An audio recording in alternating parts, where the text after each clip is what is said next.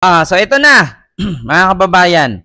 Napanood nyo, mga kababayan, yung sinabi ko dito na mismong ang Armed Forces of the Philippines, nagsabi na sila na ginamit sila sa confidential fund ng DepEd at nagulat sila, nagkaroon sila ng resibo na hindi naman sila nabigyan. Ayun, like po tayo mga kababayan, ipantay po natin yung like, no? So maraming salamat sa mga nandyan. Baka malaki ang bigay ni Digong kay Manang. Hindi ko lang po alam. Sir Kaplog. So dito tayo sa sunod. Ano nga ba itong pangalawa? Dito kay San Juan, Mayor Francis Zamora versus Davao City. Di ba mga kababayan, sinabi ni Digong yan noong 2016. Kaya siya nanalong presidente kasi ginamit niya ang Davao City na drug clear daw. Wala daw droga, walang adik, walang basagulero, malinis ang Davao. Kapag ako nanalo, 3 to 6 months, ubos ang droga. Papatayin ko kayo, itigil nyo yan. Sabi ni Digong yan. Ma'am Estela, Rizy, Yanilya, Miguel of shoutout and kay Sir Jerry Sale. Anong sabi? Mga kababayan, clear na clear daw ang Davao. Ngunit, ngayon mga kababayan, mayroong isang balita sa Politico News. Ayan po Politico News yan. Ano po bang nakalagay dyan? Nandyan po si John Vic Remulla. Nandito po sino pa tong isa? Francis Zamora ito Mayor ng Davao. Ng San Juan. So ito po mga kababayan, Mayor Francis Zamora has received the Certificate of Recognition acknowledging San Juan drug-cleared status or status. The first city in Metro Manila to attain the fate. Attain the fate. So Mayor Francis Zamora nakatanggap ng Certificate of Recognition na ang San Juan is the first in Metro Manila na drug-cleared. Sa madaling salita, walang droga sa kanilang lugar, sa kanilang syudad. Walang droga. Di ba? Hoy. So, walang droga sa kanilang syudad, malinis, walang adik, walang drug lord, walang Kenneth Dong, walang Michael Yang, walang Peter Lim, walang Sammy Uy, wala. So, ngayon mga kababayan, talo, kumusta naman ang Davao City? Di ba ang sabi, 3 to 6 months, ubos ang droga. Akala ko, yun ang programa ni Digong Diba? Bakit wala si Mayor Biko Award? Marami rin kasi adik sa Pasig pa, sabi ni Di ba mga kababayan? Ipabasa ko sa inyo Ayan. Zamora. Ang San Juan ang first in Metro Manila na drug-cleared city. Diba? Ngayon, tignan muna natin itong Davao, mga kababayan. Silipin natin itong Davao kung cleared ba talaga. Punta tayo sa TikTok. Kasi ito yung mabilis, walang copyright. Davao no drugs. Search natin. Magandang umaga mga kapatid. Ako po si Bril Montalvo ng News 5. Nandito tayo ngayon sa isang bahay sa Barangay Kabantian, Davao. Ito. Bakit? Panoorin natin yung balita. Ito mga kababayan.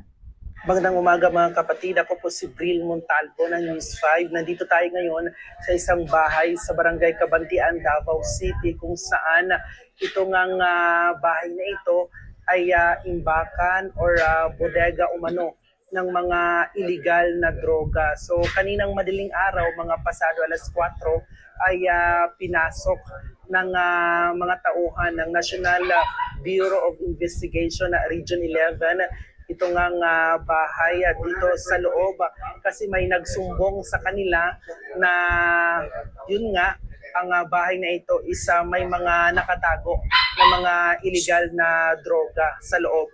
At kanina nang pasukin ito ng mga tauhan ng NBI ay tumambad sa kanila ang mga illegal na droga kagaya ng shabu, marijuana at mga vape na may substance ng illegal na droga. So ngayon, sa kasalukuyan mga kapatid, ay ini-inventory na ng mga tauhan ng NBI ang kanilang mga nakumpiska na mga illegal na droga at mga illegal na mga paraphernalia. Ayan, so mamaya, abangan nyo sa Frontline na Pilipinas Weekend, 5:30 to 6 in the afternoon ang buong detalye hinggil sa So narinig nyo mga kababayan, narinig nyo ang buong detalye patungkol sa droga. So akala ko ba ang Davao City drug free? Akala ko ba ang Davao walang droga? Halos lahat nandiyan. So may bali-balita pa nga tayo mga kababayan na mismong si Pulong at si Carpio sangkot sa droga. Huwag nating sabihin. Punta po tayo dito sa 6.4 billion worth of shabu. At kung saan ang nasangkot ay wait lang po mga kababayan.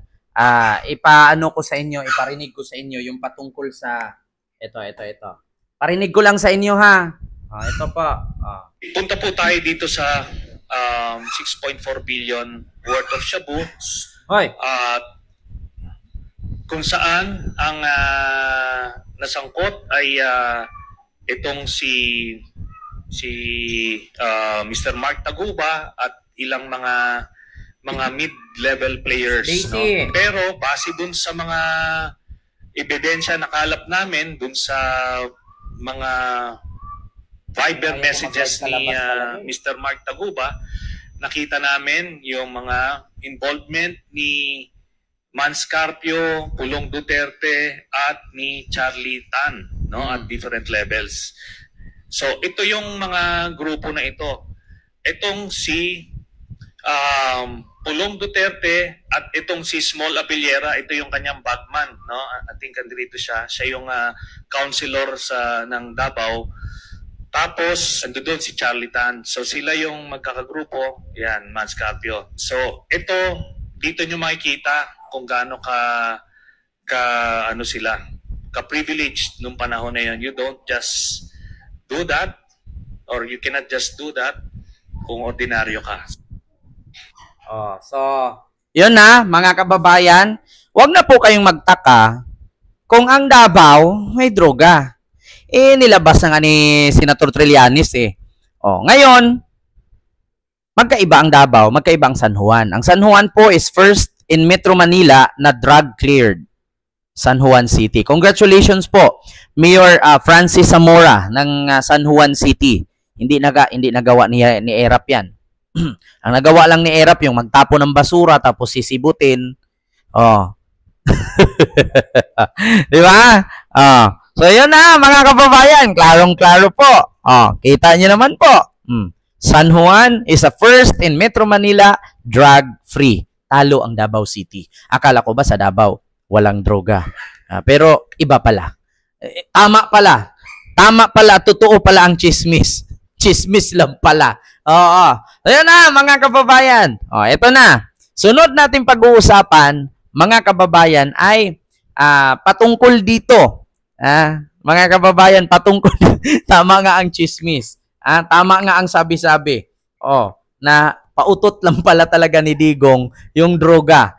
Di ba? Na free daw. Puro ng drug lord, lahat kaibigan nila. Sabi ni Trillanes yan hindi ka ordinaryong tao. Ayun kita yung may picture.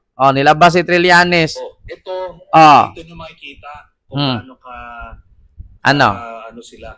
Ka-privileged. Na yun. Ayan sino yan? Do that.